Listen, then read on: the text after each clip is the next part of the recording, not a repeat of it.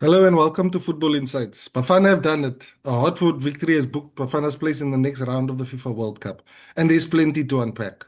From the tactical battles and key turning points to the individual performances that drove the team forward.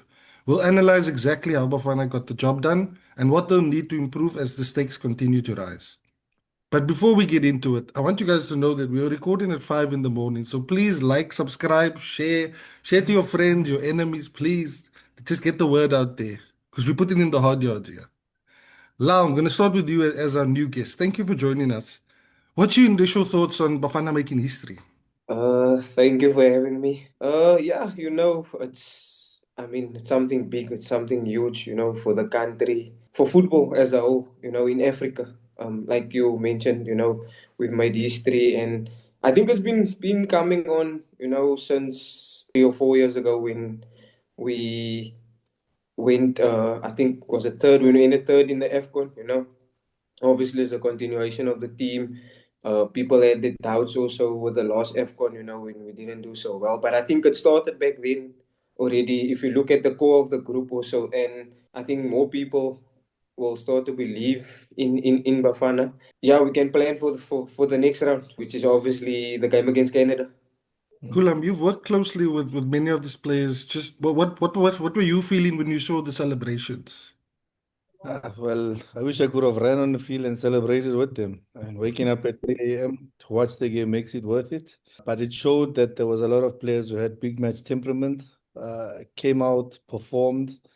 I want to say followed tactical instructions to the T from the coach. I want to give the technical team the credit because there's a lot of things that looked well coordinated and thoroughly planned. Even if you look at the defensive structure, the transitions, and the rest, I thought they did really well. Maybe they must always make us wake up at 3 a.m. to watch them. Only you, not me. Going back to the start before the game, Carl, what were your feelings on the starting lineup? Because in the first game we had Reyners and Foster, in the second game we had Reyners, and now it was evidence. Yeah, for me, when I saw the lineup, I thought that it was our strongest team that we could put out on the day. We also spoke in the last episode about having evidence start and his impact in the game against Czechia. And obviously, Mofokeng and him starting today, you could see the difference. And I think Evidence did really well. He tried to win first balls a lot, and he tried to hold up player quite nicely. Mofokeng did really well again as a starter. So we spoke last time about the impact they had in the when they came on as a sub, and now we have them starting. So I think our starting lineup was really good. I think also if I can just go a little bit more into detail, the what Sithole is starting, I think he did really well today controlling the game. I saw him also controlling a lot of the defensive shape, like marshalling and telling people where to go. So I like that, and I thought that was really good. I thought Talent Mbata was really good as well. Overall, I think it was a good performance, and I think the lineup was a strong team, and it was a team that came out to compete, which I also said I would have liked to see against South Korea. We have to try and take the game to them, and I think we competed really well. Hell, what did you make of the lineup?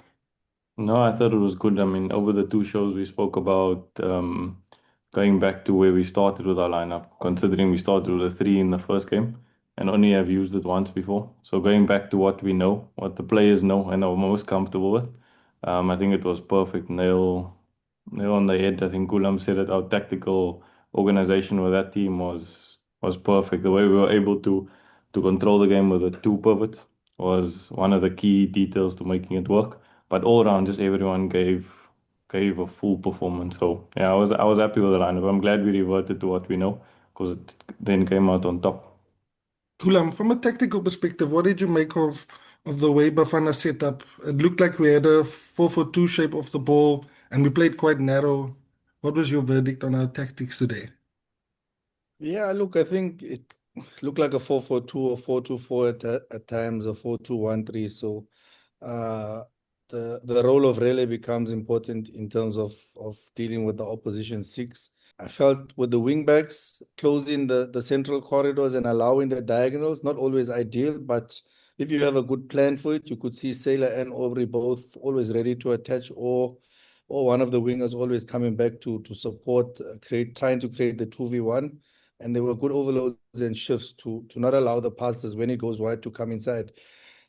And very disciplined. Even towards the end of the game, you could see Iki dropping deeper to support Sailor. You could see a lot of good things. I think the person who probably looked like he struggled the most or didn't, I don't want to say didn't show up in the game, but maybe didn't have the impact that we would have liked was maybe Oswin.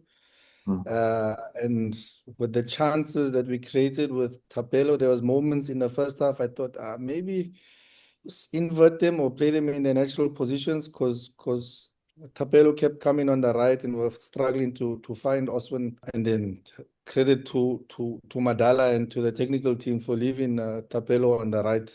And the goal ultimately came from that. So defensively, spot on in terms of dealing with the threats of South Korea. Lau, in the first half, we forced 10 turnovers and restricted them to one shot. Where do you think we got it right tactically?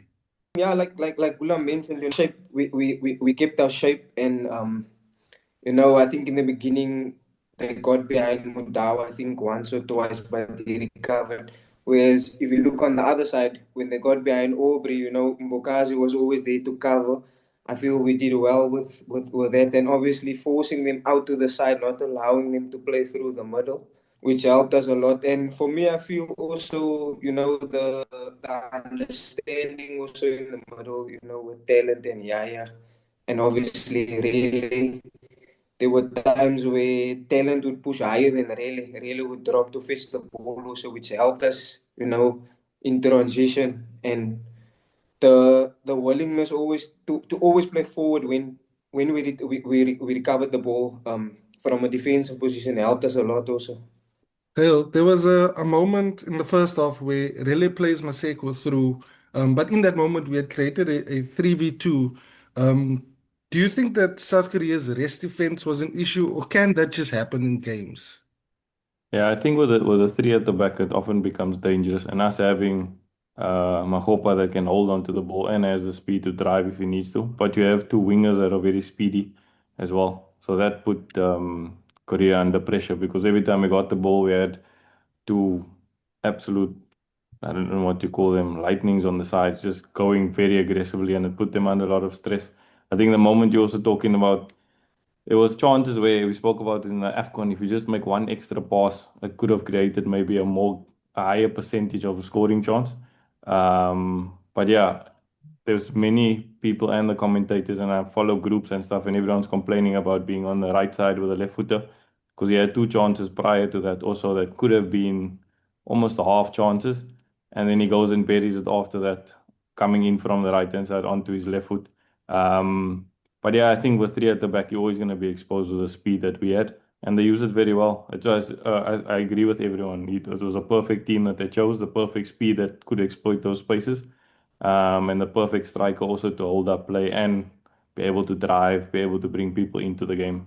So I think it was, yeah, from a rest defense point, I think it's always difficult with three. Even if you have a quality centre back that plays at Bayern Munich, you're always going to struggle.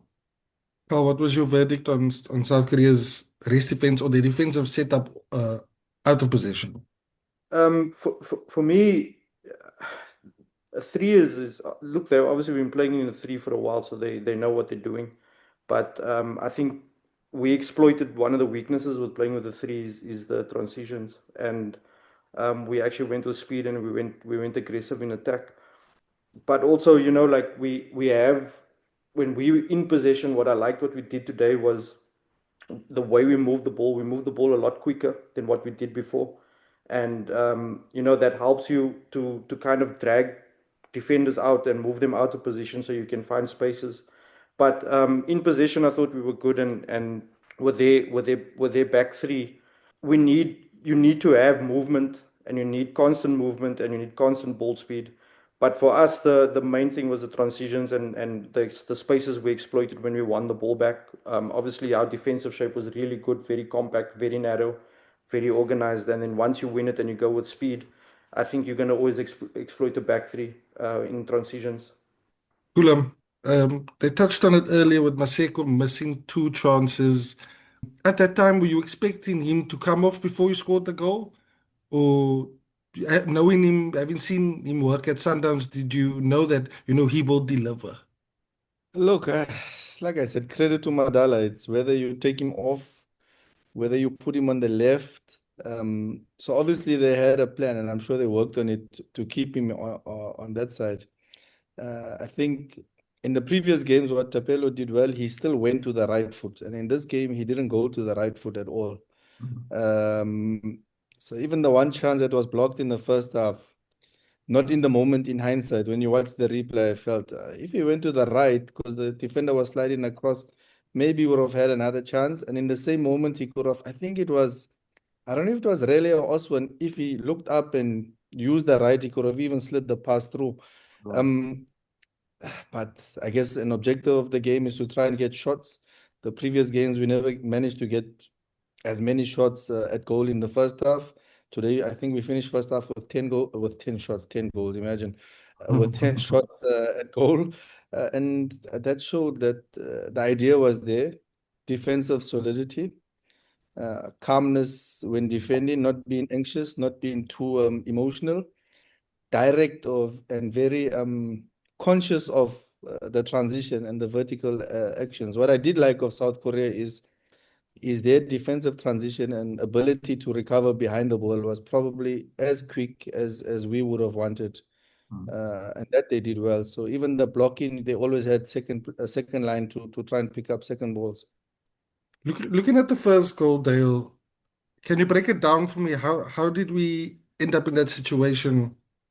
Again, as you highlighted and Carl spoke about as well, transitions was, I think, our biggest strength today. And again, back to Gully, the lineup was planned that way and you could see it clearly. But yeah, again, you have the speed. Once you open up wide, you could see that Korea team became uncomfortable and everyone started to shift across to that right-hand side. And as they were shifting, Tapelo was just in a perfect position. And what he did well was he didn't go into the box very early. He stayed out on almost the blind side of the left centre back. And by the time the ball got to the box, his positioning was so good that the left centre back couldn't make a decision between do I step over and cover or do I push out and try and cover him. And at that moment, he just got it so perfect to be almost at 2 meters away from him. And I think that's something that's a learning moment as well for wingers. You don't always have to be aggressive to play against the fullback or the centre back, wing back, whoever it may be in that situation. But just to peel off that 2 meters makes such a big difference because it puts that defender in a position of do I step or do I stay? And because he's so caught up in that moment, as Tapelo just steps out, he has a free opportunity to receive, be comfortable on his left foot and be able to find that corner. I thought you'd have gone to the far corner though, but he did it so perfectly to get to that first post. I think it was brilliant. I think the importance tactically, and you don't see it too often as maybe in the PSL. I think you see it a lot with Orlando Pirates, to be fair. And having the right foot on the left, and instead of having the cross whipped in behind the defense line, it's a pass to Tapelo. Brings it, whether it's Rele, whether it's Apollos, because they understand it when they play in that role. And in that moment, bringing the ball and finding the pass to Tapelo to then finish. And then the first touch of Tapelo has to be commended under pressure to have full control of the ball and intentional or unintentional to put the ball through the defender's legs. We can say he tried it the previous 2 times, didn't work, and persistent in looking for similar action. Yeah, I was just going to talk about Moremi's first touch coming onto the pitch.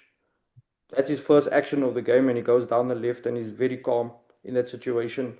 And to pick that pass and not get too emotional and decide to dribble or do anything, he literally just got to the box, stood on the ball, saw the pass, made the pass.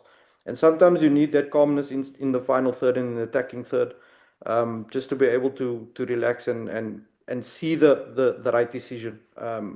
So for me, I just want to commend him on that. I mean, it's your first action on the pitch. You just come on, and you make the run behind, and you're able to give the assist for the goal.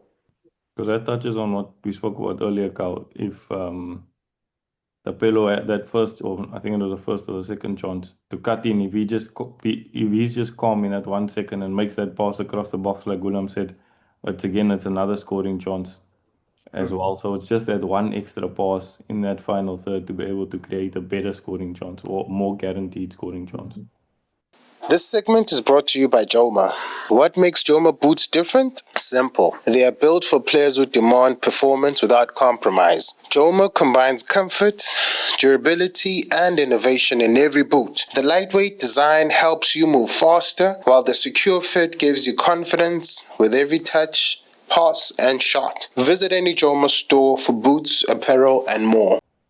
Lau, what did you make of the Bafana's Yeah. defensive performance today?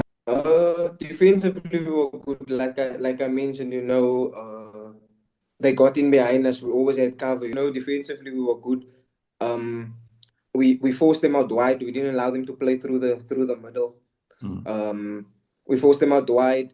Whenever the ball went behind our fullbacks, we had cover. Mbakazi stepped out Mudau. There was a few times, his signature move, with the sliding tackle, So yeah, I think we dealt with him well defensively, and also again we have to commend Yaya's recovery, compared to the first game after what happened, him losing possession, leading up to the goal, getting the red card. There was a lot of critics. So yeah, you have to commend him also, and also talent, playing alongside him. Sitting in front, marshalling the in front of the defense. So yeah, tactically, I think defensively we got it spot on, and I think that also helped us. I think if you look, we set it, almost like to invite them, and once we won the ball, obviously, with our strength, we broke with speed, and that helped us a lot. If I can jump in there, Carl, I think what would be interesting to be aware of that, almost that we speak about the tactical agreements of the game, to understand what their objectives were. Because there were times where we were high pressing, sometimes we were one, sometimes we were two. And that also, it made me a little bit worried to be like, if we're going with two and there's almost four on our last line, what's going to happen if they kick the ball long? Or go a little bit more direct, and they have wing backs that are playing very high as well. So that, I won't say stressed me out, but it made me sort of question, is two a good idea? But then if you look at it as the game went on, that Lee, the number 19, the PSG boy, he's the one fetching the ball from the centre back. So that is almost like a tick box to say South Africa did so well that the attacking midfield is dropping between the centre backs or fetching the ball from the centre backs on multiple occasions, because there's just no solution.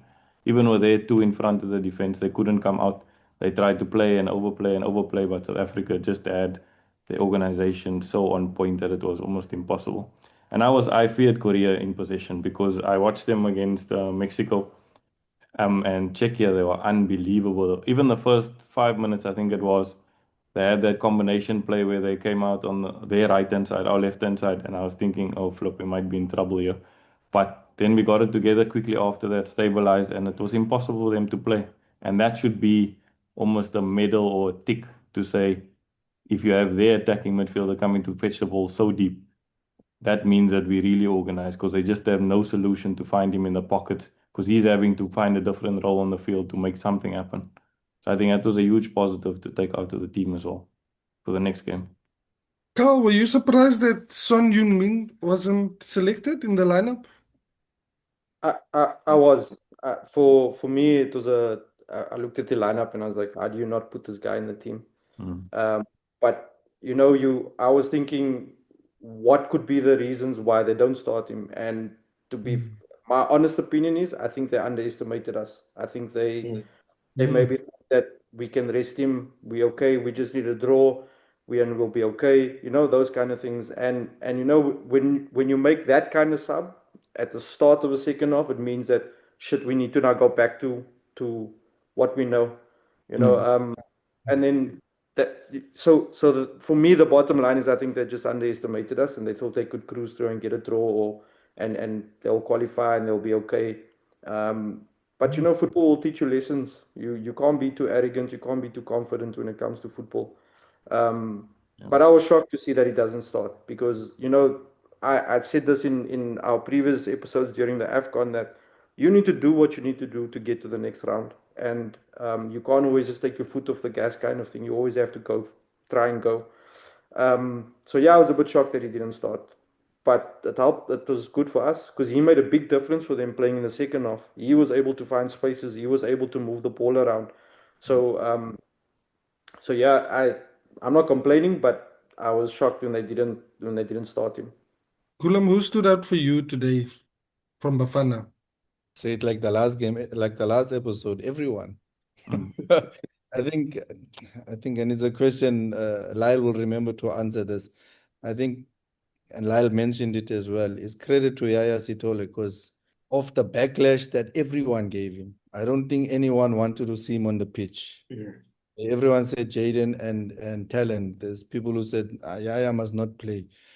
To come in and to present the calmness of what we all assumed would be the missing link, not having Debza in the pitch. To be brave to receive the first pass from Ronwen, to receive from the centre backs. I remember there's one pass he made that he lost in the first half, but he received, turned, and he passed to a South Korean. But they didn't get the better of him. He continued playing. So I think we must give him credit of the backlash, and he did perform well. Really, obviously, in the pocket in the 10th position was very calm. I think he was able to find bigger pockets of space than previous games, especially in the 10th position, because even in the previous games, we struggled to find someone with that amount of space around him. But what I liked when he received it, he didn't dilly-dally with the ball. He was looking for the next pass. There's a moment where he could dribble, where there was no option. He tried to drive. I thought Sailor on the right-hand side dealt with a lot of things. And what I liked with Sailor, he drew a lot of fouls trying to play out. And you could see he was looking for that. And okay, we know, like Lyle said, we know Sailor to be very good in those moments, making the slide tackle, intercepting and just driving forward and then drawing a foul. Evidence, I think, did really well in keeping. We know he has the energy to keep a back four even busy at times, but keeping the back three busy and entertained. And same with Maseko is consistently, whatever happened, the misses didn't get the better of him. And I think when he had joined Sundowns, that was a little bit of a mental weakness. You missed the first chance, and I think as South Africans, we struggle with that anyway. You miss the first chance, you miss the second chance, and then it's no, we want you out, and the rest, the support is stuff. So in that sense, I think also he did well.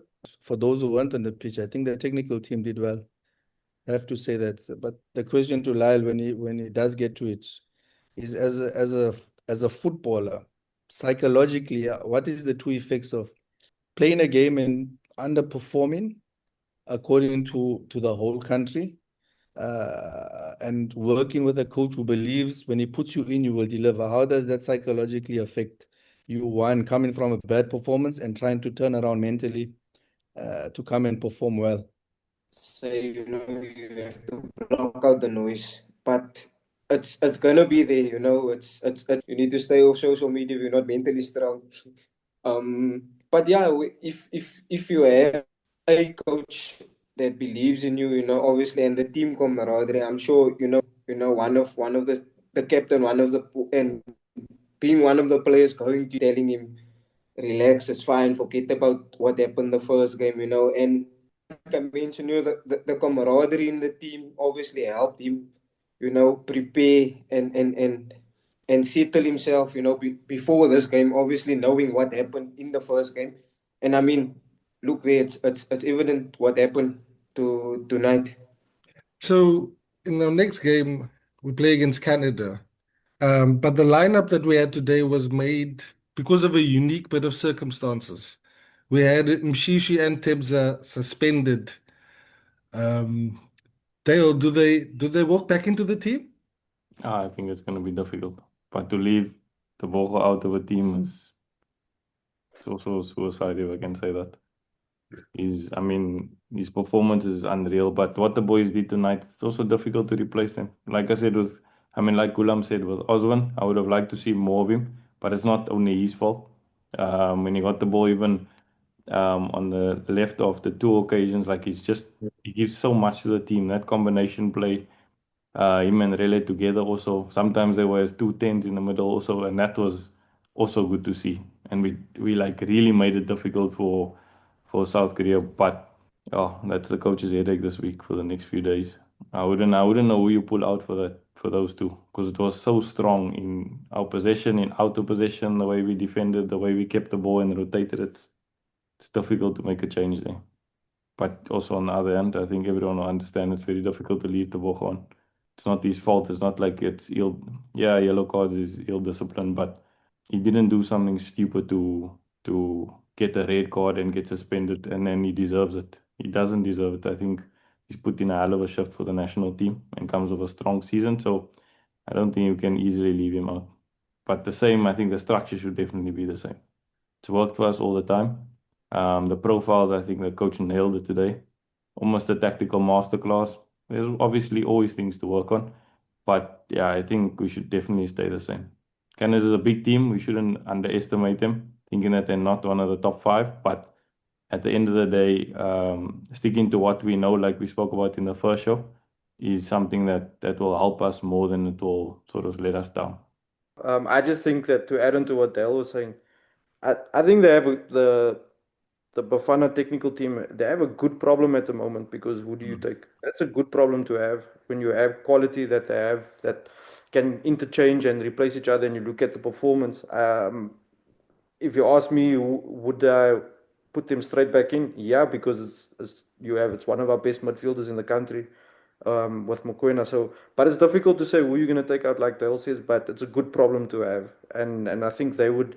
We as a nation, we have to trust that they're going to make the right decision for that game, and we have to be behind them and support them with whatever decision they make.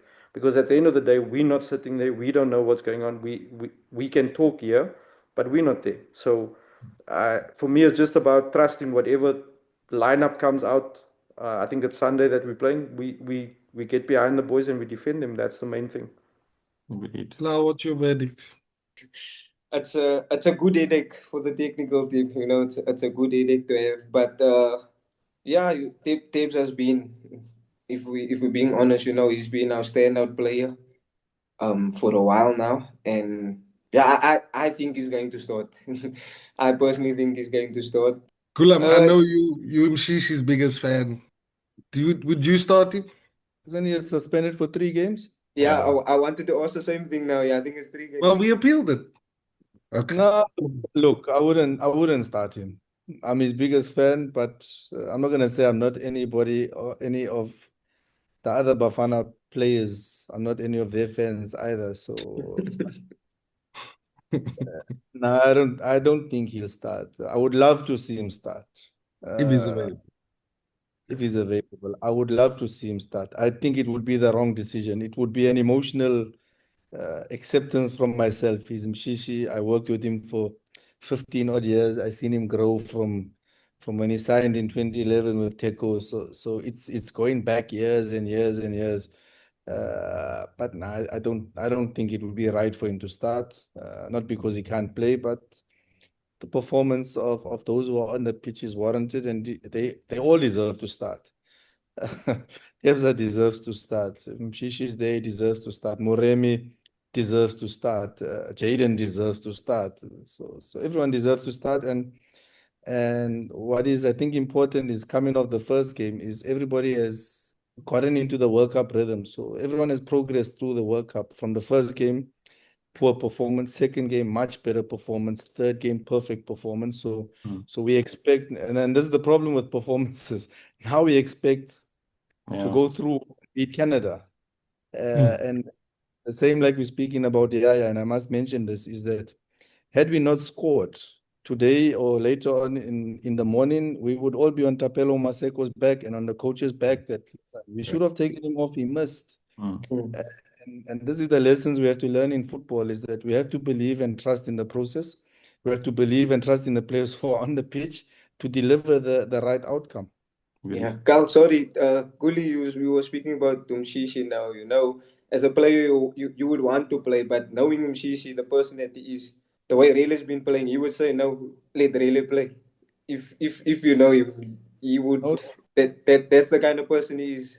I think even as just jumping on there with Kulam, even as a striker role, you look at Laos, the Premier League player that's played a full season there, and he started there with Reiners at the beginning, and then Magopa came in, and then it was Reiners before, and now it's Magopa alone.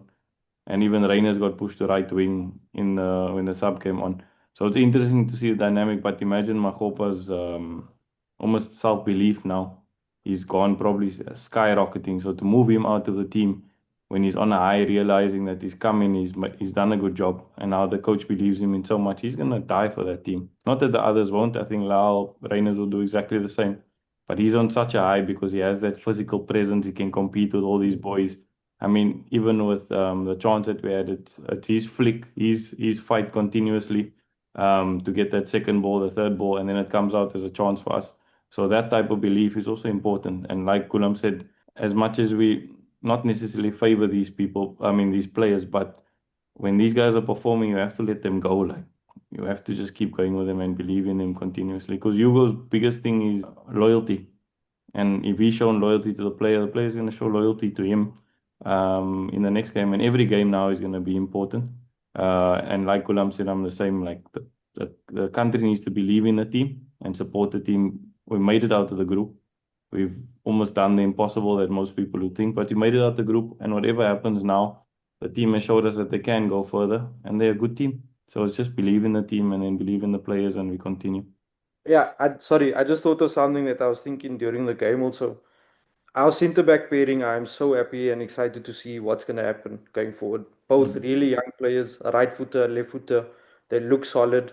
I know they're both still young and I know that they still have a long career ahead of them, but they just look really solid playing together. And I'm excited to see what they can do in the future. You know, we haven't really had a really good, solid centre back pairing in a while. That's been consistent, if I can say it like that. So this for me looks like something that we can see in the future for us, which is really good. I like it. To the Football Insights panel, thank you for an insightful conversation. Bafana Bafana are through and the dream is still alive. We've unpacked the key moments, the standout performers, and the tactical decisions that helped South Africa secure a place in the next round. Thanks for tuning into Football Insights. If you enjoyed the episode, don't forget to subscribe and join us for more World Cup analysis. We'll be back soon. Until next time, take care.